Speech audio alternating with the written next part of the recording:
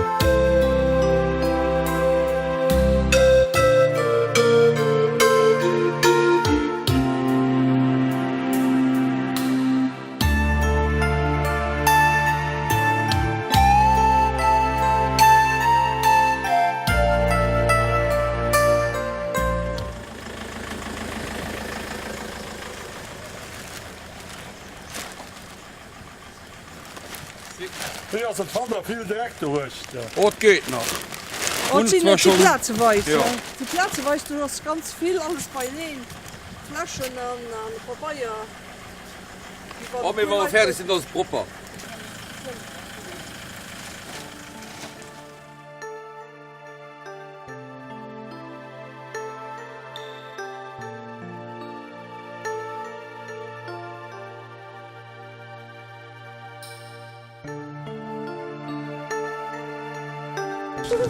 Ja, Leute ganz viel rundherum, aber wir sind ganz froh, wenn wir da fertig sind und genug gesammelt haben.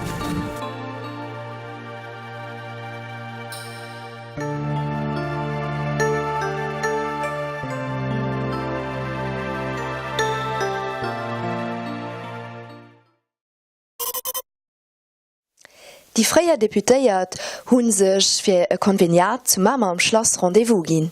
An hai e puer Impressionen. No dem lächt Joer dat traditionell Treffen vun den ancien Deputéierten zu Stesel war, wäret dann lo un der Mama-Gemeng und Mama-Schafferot fir die ancien Deputéiert zu empfänken. No enger Visit vun der Seratesit as et an den Sitzungssaal vun der Gemenggangen, wo nach e gemütlich Gespräch bei en gute Pätchen gefauert gin ass. Gucken, wo die bei der Seratesit, weil das Betrieb, die geht richtig gut.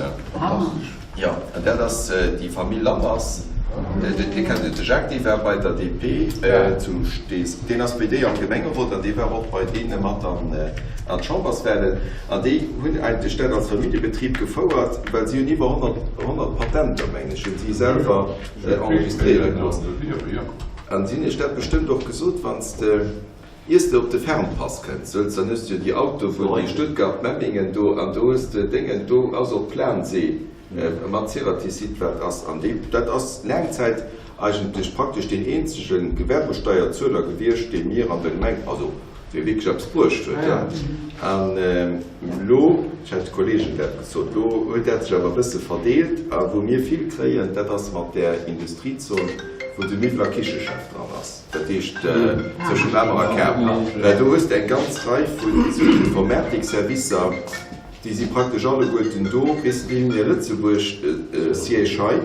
Und ich denke, da sind noch viele Gruppen, die darüber ausreden sind, wie Fujitsu und so. Und das bringt natürlich der Gemeinde extrem viel. Aber nach du hast das die Jan de Null. Das sind die Palmeninseln machen zu Dubai. Und Dredgen machen die. An der Panama-Kanal. Und die sind die Gruppe, die sucht zu Lützeburg, an die haben ihre Siege und die bauen auch nur nach aus. Das ist die Männer aber just halt Forschung. Jan de Null. Das ist einfach das wäre, wie es fürs Göster, das ist eigentlich von den reichsten industriellen Familien aus der Welt. Und die haben auch, die sind in den Lux-Files, und die haben zum Beispiel auf der Belgischer Plage zu Knock. Du hast ja mir, der teilt Alke, der Samenwäsch, und die mussten praktisch dann ihr Cäsar, okay, trinken die den ganzen, was zu Russland, das nicht ernst ist, trinken die den ganzen Samen durch nach. Und werden wir auch mitgekriegt bei uns an der Bevölkerung, wir haben über die letzten 5 Jahre als praktisch über 1% 12 von den Nicht-Lützeburger an die Luft gegangen. Das ist mir an der Gemeinde, und wir sind der 1. Januar, sind mehr Nicht-Lützeburger an der Gemeinde.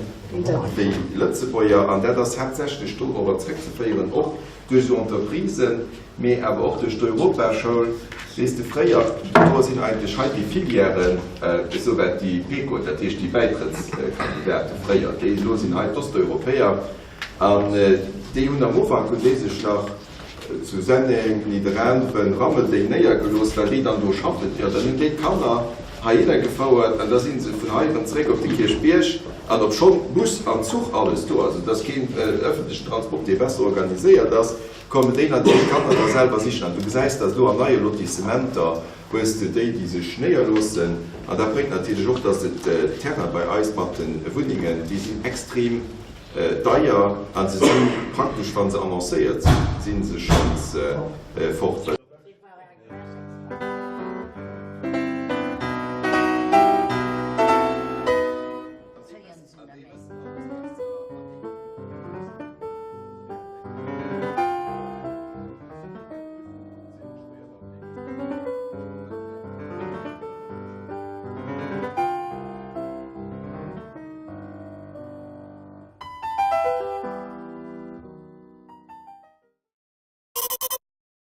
Och dëst Joer war Generalversammlung vum Syndikatinitiativ vun Mama ënnert dem Viersetz vun ihrer Präsidentin, dem Nicole Gasch, gut besicht. Als neue Member gouf den Tom Kerchenmeier begréist, a fir 6 Joer gut zusammenhäbecht, goufet Louf a Blumen fir de Beisel Schang. Vertreter vun der ASIVEMA hunn Gelegenheit genutzt, fir Trippeltier am Eich am Mamadal vorzustellen. Auch der neu gegründeten ORT Zentrum Westen kümmert sich Feier für sie touristengerecht zu gestalten, an auch den heutigen Zeiten anzupassen. Nur paar Erklärungen vom Deputy Mayor Gilles Roth goufen dann die flotzten Viergärtdächer an Alenturen primäriert. Die haben gut geschafft.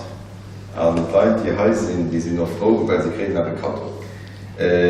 Zu ihren verschiedenen Aktivitäten. Du könnt manches wird weitergeführt, manches könnt aber vielleicht ein bisschen in einer anderen Form. Werden wir holen, das auf der Camp hat man gleich auf den Hobbymarkt, ich gehe davon aus, dass die nächstes Jahr auch wert sind. B-Planzaktion, da kommt dann mit dem Viersteuer für die Neugeborenen, für die nächsten Platz, da können wir ein bisschen mehr Reklam machen dafür. Weil das ist eine Flottaktivität und die Leute sehen noch, wie schön als Gemeinde ist. Das wird neu kommen, wir sind am Gang mit einem neuen Verfahren für eine Toilette auf der Trips. Die wisst, nee, Trips ist eine Naturschutzzone. Du kannst nicht einfach eine Toilette dahinter machen, sanitär. Und das ist aber ein bisschen blöd, weil das ist eine flotte Site und die wird auch viel genutzt. mat den Dixin eech gesot, das bëssen dürftech. De Marcel an de Roger Negri hat de Kontakt mat engem Vertreter vun neien Toiletten Sunnig a beëntéiert Volkstab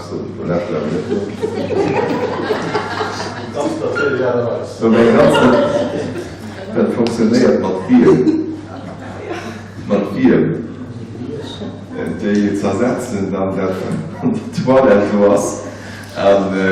Wenn man durch die nettische Autorisation kreen, da gibt so eine Toilette dann, also Sanitärstrakt auf Drops installiert schaffen, dass man das relativ kurzfristig hinkriegen, das kostet gerade 30.000 € sein, also so eine Toilette, wenn man das hinkriegen, dass man das für 10 € auf der Drops könnten installieren. Syndikat-Initiative als indirekt daran konzerniert, mit dem Markt auch. Und da gucken wir, da haben wir beim Architekt Jim Clemens geguckt, für einen flotten Sanitärstrakt zusammen mit allem drum und dran, was soll sein für zu Bergen, Fritteusen, Spülmaschinen und so Geschirr auf den Parking von dem Kinexport. Das ist die kleine Parking ging da aus. Soweit den Architekt als das gesucht hat, ich giffen das auch relativ kurzfristig hinkriegen. Wir haben am Team aufgemerkt, dass das nicht funktioniert für Transfer von einem Markt am Hirsch. Das musste so viel mit September, also 20. September. Das meine ich dafür auch ein Flott sehr. Dann wollte ich noch so zu dem Christmarkt. Da gibt es Wunsch Neuerungen. Und zwar wollen wir den Deispist, die wollen wir auch holen. Das Jahr laufen noch die nächsten 4 Gespräche, das ist so gut wie unter Dach und Fach. Und wir sitzen einfach, die Chalet, die sitzen auf einem anderen Platz. Und zwar nicht wie an der Verlängerung von der Eispiste, weil du eine Reihe von Leuten besuchen das Schritt, da seid ihr nicht auf der Eispiste, wenn wir sitzen den seitlich an der Fluchtlinie, da wo die Parkplätze sind, vom Schaffer oder an die behinderte Parkplätze. Das hat nämlich den Avantage, dass man mehr große Chalet können dahinter sitzen und dass man, oder man Serge Irrtum hat gefragt, dass die Kiesparkt den ein bisschen improvisiert wäre, dass die können irgendwie mit festgehen, das nicht nur optisch nicht schön, aber da lernt doch von den Kellers an Nas, dass auch die Leute, die an der Küche schaffen, dass die in einer besseren Kondition können schaffen. Das wird gemerkt, wird mehr, das sind Einzelvereine, die haben sich angeboten, für die Chalet auch zu exportieren. Das wird das ja bei ein bisschen schnell gegangen. Und sind aber schwenken notamment Frau Rouge, die das wird merken, sind andere Vereine, die würden einen Abend merken. Und den Chalet wird für die Animation gut aus. Aber durch den Vereinskäsen etwas bringt. Weil die Vereine, die da zur Regierung gegangen sind, ich meine, eine solide Käse werden, aber ich wäre leider nicht noch wie Zambresi oder so. Da wäre richtig viele Leute, auch andere Aktivitäten. Also, den Marcel wird die Vereine zusammenrufen, nur Armee, da kann ich bei ihnen sich interessieren, dass die kann sich mal anschließen als Verein. Und ich so, weil das natürlich indirekt einen Abfluss wird auf die Topstelle von den, nicht gute, mehr von den Chalet für den Christmarkt. Wir müssen gucken, dass in das schön hinkriegen. Ich meine, dass das um die Probleme darf gehen.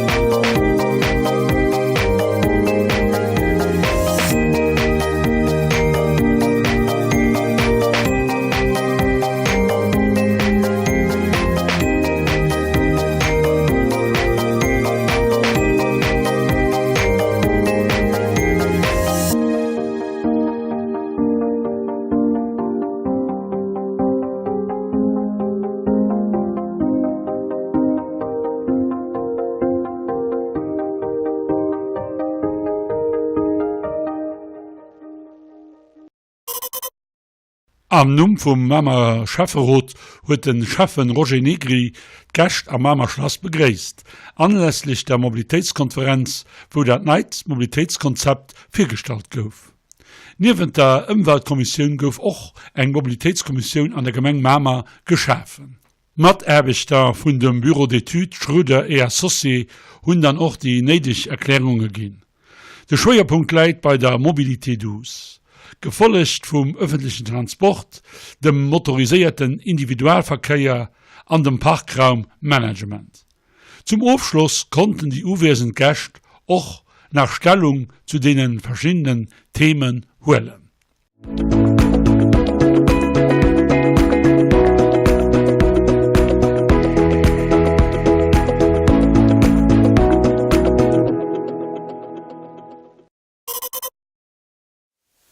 An unserem nächsten Beitrag holen wir Schmatt op Konferenz Autisme op Kapellen. Den 29. März war den Weltautismendag. Und so hat die Fondation von Kapellen op eine interessante Konferenz mit Foto- und Bilderausstellung an den Centre culturel op der Cap invitiert. Donc, il y a 10 ans tout juste, la Journée mondiale de sensibilisation à l'autisme a été déclarée par l'Assemblée générale des Nations unies le 2 avril afin d'attirer l'attention sur les besoins urgents des personnes atteintes de troubles du spectre autistique dans le monde. Par sa campagne en 2017, Autisme Europe visait à promouvoir l'élimination des barrières auxquelles étaient confrontées les personnes autistes. Dans la première phase de la campagne, Autisme Europe a demandé à toutes les personnes concernées ainsi qu'à leurs familles de partager leur expérience concernant ces barrières qu'elles rencontraient au quotidien. Sur le petit dépliant accordéon que vous avez eu sur votre chaise, on a relaté quelques exemples de barrières rencontrées. Cette année, nous sommes invités à témoigner notre solidarité en rompant les affiches à l'effigie de la campagne ou en tenant simplement le logo de la campagne. Certains d'entre vous ont déjà pu faire cette expérience en arrivant, donc vous faire photographier avec la petite affichette. Si vous ne l'avez pas encore fait, je vous invite à le faire après la campagne, après la conférence. C'est un signe de soutien à Autisme Europe et aussi à la Fondation qui est là pour mettre en avant les actions européenne au niveau national. La seconde phase de la campagne 2018 est accompagnée d'un appel à l'aide à l'action générale à l'intention des décideurs politiques, des prestataires de services et des dirigeants d'entreprise, ainsi qu'à la société dans son ensemble. Ce sera là le thème général de notre soirée. Pour marquer la journée mondiale de l'autisme, Autisme Europe organise une exposition photo en partenariat avec le Comité économique et social européen. Le sujet est l'accessibilité des personnes autistes dans la société. Des photos ont été prises par différents photographes d'Europe, donc du Royaume-Uni, de la Pologne et aussi de Luxembourg. On a la chance ce soir d'avoir l'exposition photo qui est ici. Vous pourrez l'admirer en fin de soirée. Elle nous est prêtée pour la journée et repart directement après pour Bruxelles au niveau du Parlement européen. La Fondation participe également à une action qui s'appelle Light It Up Blue, une action que probablement vous connaissez maintenant. C'est une action internationale qui a été initiée en 2010 par les États-Unis, par l'association Autism Speaks. Elle vise à mettre en lumière l'autisme par l'éclairage de différents bâtiments privés et publics dans les nuits du 30 au 3 avril ou durant toute la phase de sensibilisation de l'autisme le mois d'avril. Chaque année, dans le monde entier, des bâtiments comme l'Empire State Building, l'Opéra de Sydney participent à l'événement. Ici aussi, à Luxembourg, nous avons quelques bâtiments qui seront éclairés, notamment la Chambre des députés, la Philharmonie, les hauts fourneaux de Esch. Donc c'est une action qui est réalisée en collaboration avec les 3 associations du pays, donc la Fondation Autisme Luxembourg, Autisme Luxembourg ASBL et l'Association de parents pour personnes atteintes d'autisme. Merci beaucoup à la Fondation Autisme Luxembourg pour cette invitation pour venir partager ce moment ce soir avec vous et vous présenter effectivement le travail entrepris par Autisme Europe et tous ses membres pour aboutir à une proposition pour une stratégie européenne de l'autisme. Donc Nathalie a très bien introduit mon propos et donc je vais passer assez rapidement sur le début de ma présentation. Effectivement, je suis ici aujourd'hui en tant que partenaire du programme ASDU qui regroupe des partenaires au sein de toute l'Union européenne, notamment des universités, des centres spécialisés dans l'autisme dans différents pays.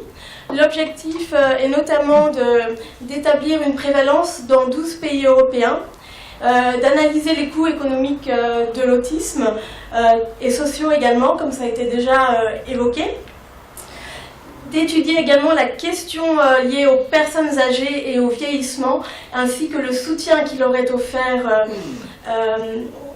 dans ces années-là, et examiner également quels sont les services existants à travers l'Europe.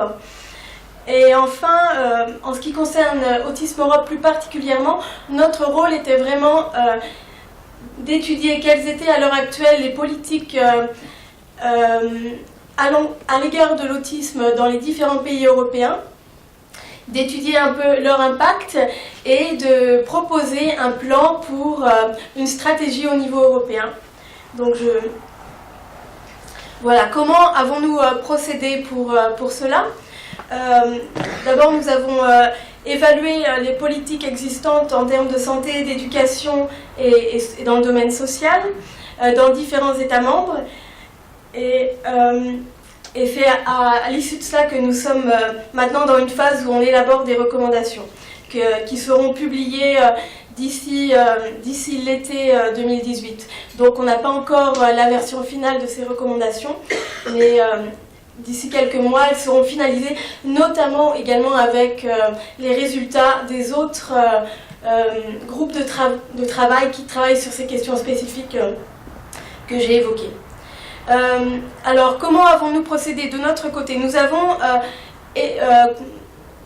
effectué une vaste revue de la littérature concernant l'impact de ces politiques. On a aussi consulté tous les membres d'Autisme Europe. Nous avons par exemple étudié les rapports qui ont été soumis auprès des Nations Unies dans le cadre de la revue de la mise en œuvre de la Convention des Nations Unies.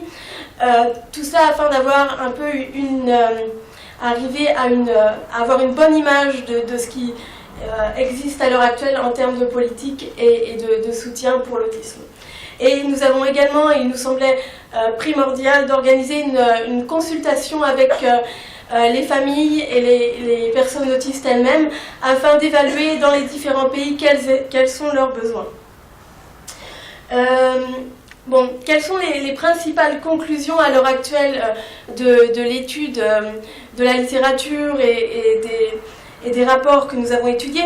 On sait qu'au cours de la dernière décennie, pour faire face aux défis existants, beaucoup de pays ont élaboré des politiques spécifiques à l'autisme.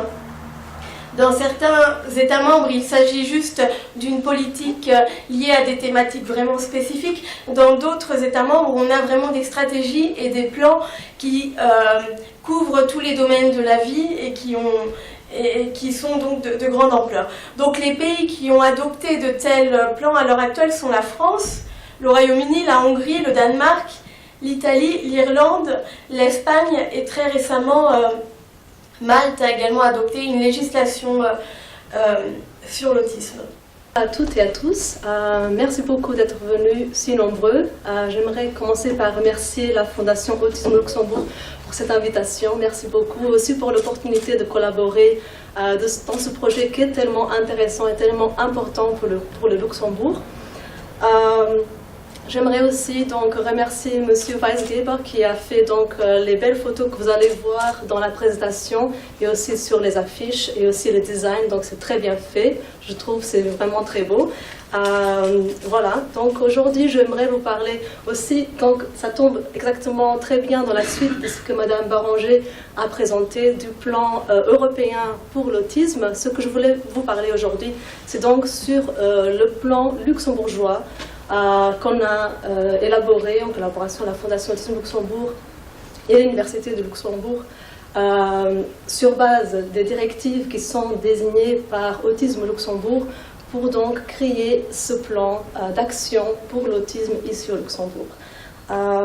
Donc voilà, c'est un plan d'action national pour l'accompagnement des personnes avec autisme et leurs familles. J'aimerais commencer par très brièvement dire ce que c'est l'autisme. Je pense que tous ici savent, ou la plupart ici savent ce que c'est l'autisme, mais donc juste pour donner l'introduction, pour donner une base de qu'est-ce que ça veut dire, donc pour donner un arrière-fond de ce que c'est. Donc c'est un trouble envahissant du développement qui est d'origine neurobiologique, donc il y a une composante génétique très forte qui accompagne la personne donc, tout au long de sa vie et qui est 4 fois plus fréquent auprès des garçons que des filles. C'est aussi donc un trouble qui affecte les compétences sociales et communicatives de la personne et aussi est souvent associé à des variations dans le fonctionnement intellectuel et linguistique. Donc on voit à peu près 50% des enfants avec autisme ont aussi une déficience intellectuelle et aussi souvent donc, des difficultés dans le développement du langage. Ich bin ein kleiner Kind in der Klasse mit dem Autismus-Spektrum-Störung. Ich habe zu Bresel studiert, leider gibt es kein Fach, wo ihnen erklärt wird, wie man mit einem Kind aber spezifisch soll umgehen. Da muss ihn sich schon selber debrouillieren. Die natürlich schreibt zu Lützburg für Service, wo ihn sich kann wenden. Das habe ich auch gemacht. Und ich kriege einen Crashkurs von einer Stunde an der großen Vakanz von einer ganz lieben Person. Und die hat mir dann erklärt, was ich kann machen, respektive sollte machen, für dass die Kleinen sich so wohl wie möglich bei mir fühlt. Schon dann kurz in die Schule gegangen, noch ein Foto gemacht, Sachen disponiert. Du konnte ich Gott sei Dank noch Bescheid gesagt, dass ich eine Assistance en Klasse kriegen, weil ohne Idee funktioniert das ganz natürlich nicht, weil das eine Ein-zu-Ein-Betreuung, das ist ganz wichtig. Und ich gebe der Person noch vielmals merci so für ihre Arbeit.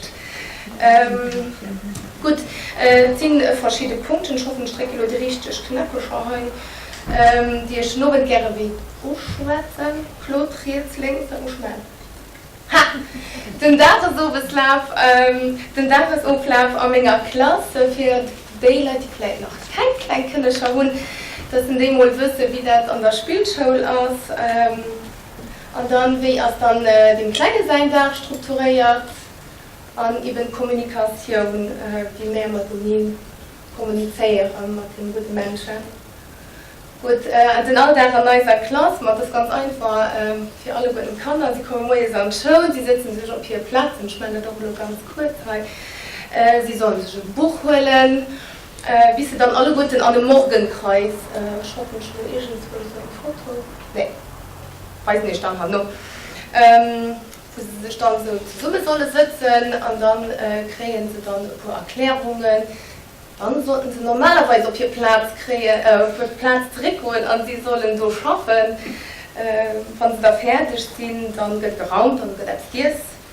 Nur wenn wir das erlaubt, gehen wir für ein Tier. Wenn nicht, dann kommen wir dann nicht mehr. Dann bleiben wir in der Klasse und wir spielen dann ein bisschen gewonnen. Wenn wir das gemacht haben, dann kriegen sie noch vielleicht eine Geschichte erzählt oder es wird noch etwas fertig gemacht. Das hängt dann eben von der Ofen und sehen. Gut, wie aus den Darmstrukturen von einem kleinen Kind oder Autismus-Spektrum-Störung. Man ja nicht ganz viel anders wie den anderen Kinder auch, dass sie just hinholt Hilfsmittel auf seiner Platz. Und ich finde auch mitgewusst, wenn ich mal gedacht habe, dass vielleicht Fotos sind ganz schön, aber da sieht auch vielleicht auch wieder wirklich ausgesagt. Man ja auf seinem Tisch wird hier so ein Band, das sind die Häuser. Streifen und wird für all Tag ein anderer Farbe. Der Tisch Mainbus auf Blut, das Gel, Mittwochs Rot und so weiter.